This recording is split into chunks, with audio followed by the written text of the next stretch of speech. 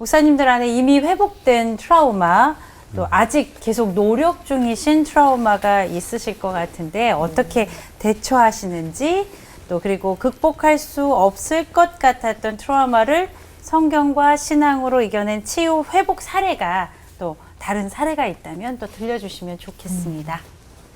저는 누군가가 목사님 어느 성경을 가장 좋아하세요 하면 저는 1초도 망설이지 않고 저는 빌립보서를 좋아합니다라고 이야기합니다.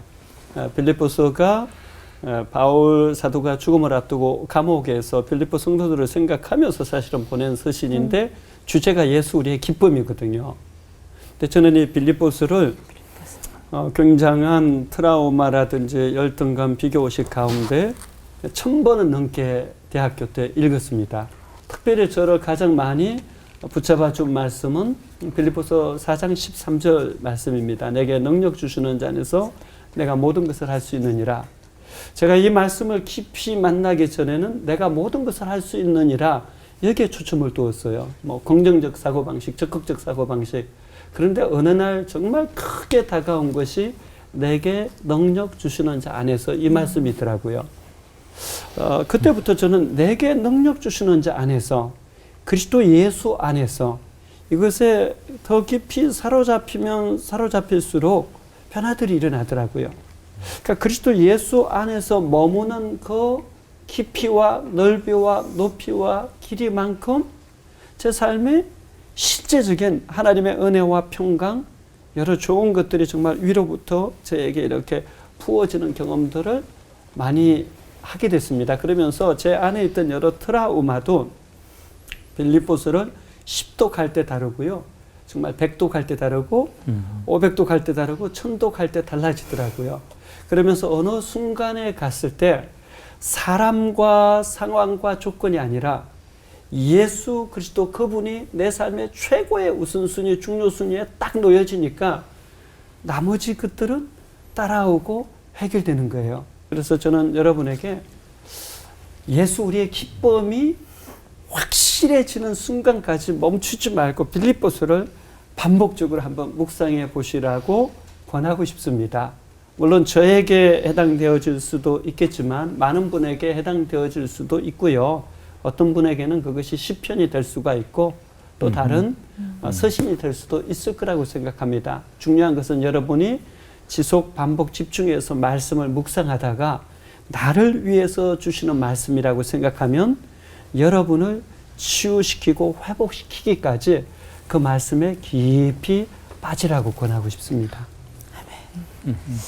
한 5살인가 6살인가 됐을 때에 지금은 제 고향 춘천이 의암 때문에 이렇게 막혀가지고 호수가 돼버렸죠.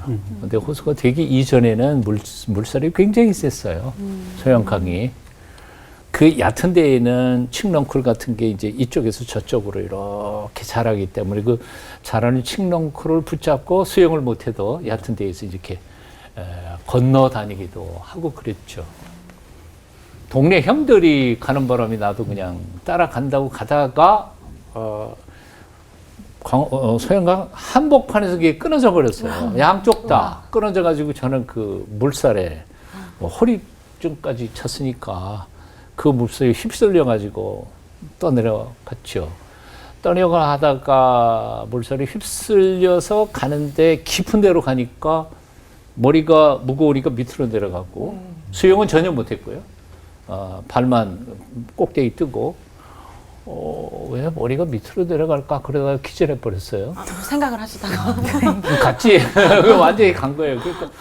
그러고 나니까 뭐 동네 형들이 쫓아가지고 동네에서 그물 가지고 나오고 뭐 그래서 아마 저 멀리 뭐 몇 킬로인가 내려가지고 뭐 그물질 해가지고 저를 다시 건져내서 고기 잡는 그물로 건져내서 인공호흡해서 뭐 살려냈대요. 물에 대한 공포가 있었죠. 그건 뭐 죽었다 다시 살아났으니까요. 그런데 그것이 언제 그 물에 대한 공포가 사라졌을까? 이제 생각해 보니까 하나님 아버지, 하나님이 내 아버지이시고 이 세상을 그분이 아름답게 지으셨다는 그 믿음이 내 속에 들어올 때 더 이상 이제 물이 무서워지지 않은 거죠. 이제 생각해 보면 이런 거죠. 하나님, 그분과의 온전한 만남이 있고 그분에 대한 확신과 믿음이 있다면 뭐 트라우마 어떤 거라도 다 극복될 수 있지 않을까 하는 생각이 듭니다. 비결은 따로 없는 거라는 생각이 들어요. 네. 저도 이제 트라우마를 좀 심하게 받아서 제가 한 4년 동안 신경정신병원을 다녔던 경험, 제가 뭐 처음 듣는 것처럼. 근데 저는 이제 우리 목사님 빌립보서지만은 저는 그때 은행 다닐 때인데 제 윈터 목사님이란 분이 에베소 강해하는 테이프를 듣고 제가 거기서 실마리를 얻고 치유를 받았습니다. 그 에베소 강해 가운데 우리의 치료에 대신 근원이 되시는 성령님의 기쁨이 내 안에 와 있다는 거예요. 아까 치유의 가이드라인을 얘기한 두 가지 가이드라인을 거기서 받았습니다. 내 안에 기쁨의 근원이신 성령의 기쁨이 와 있는데 그것을 막고 있는 것을 우리가 해결해야 된다. 그것을 성령님이 도와주신다. 그래서 성령님의 도움으로 무엇이 막고 있는지 그 기억을 떠오르도록 기도하고 그것을 하나님께 토해내는 그러한 기도를 하고 또 하나님이 말씀과 은혜로 나를 치료하도록 하나님의 은혜를 구하는 것.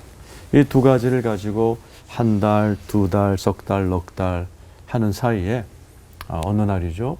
제가 8개월째 되는 날 성령님께 내가 왜 이 젊은 나이에 정신병원에서 약을 먹어야 됩니까? 제 마음속에 꼭 치료돼야 될 상처가 있으면 떠오르게 하십시오 그러는데 제가 나중에 알았어요. 너무나 충격적인 트라우마는 내가 나를 보호하기 위해서 무의식 속에 숨겨놓은 됩니다. 한 번도 기억나지 않은 상처가 떠오른 겁니다. 어렸을 때 너무나 충격적인 그 충격적인 기억이 떠오르면서 제가 하나님께 울부짖는 가운데 제가 처음으로 하나님의 음성을 들었어요. 그 음성이 저에게 임하는 순간에 저를 괴롭혔던 우리 새어머니가 용서가 된과 동시에 정말 이 머리가 뚜껑이 열리는 것처럼 하늘에서 시원한 성령의 물인지 기름인지 불어오고 그것이 내 배에서 터져나가기를 한 20분 정도 경험을 했습니다. 그때 놀라운 치유를 경험했죠. 그날로 제가 이제 신경정신병원에서 해방이 됐고 자유케 돼서 제가 이런 트라우마를 극복할 수 있게 되었습니다. 그래서 참 이 말씀이라는 것이 참 위대하고 말씀 속에서 우리가 치료받지 못할 트라우마가 없다. 그렇게 말할 수 있을 것 같습니다. 네.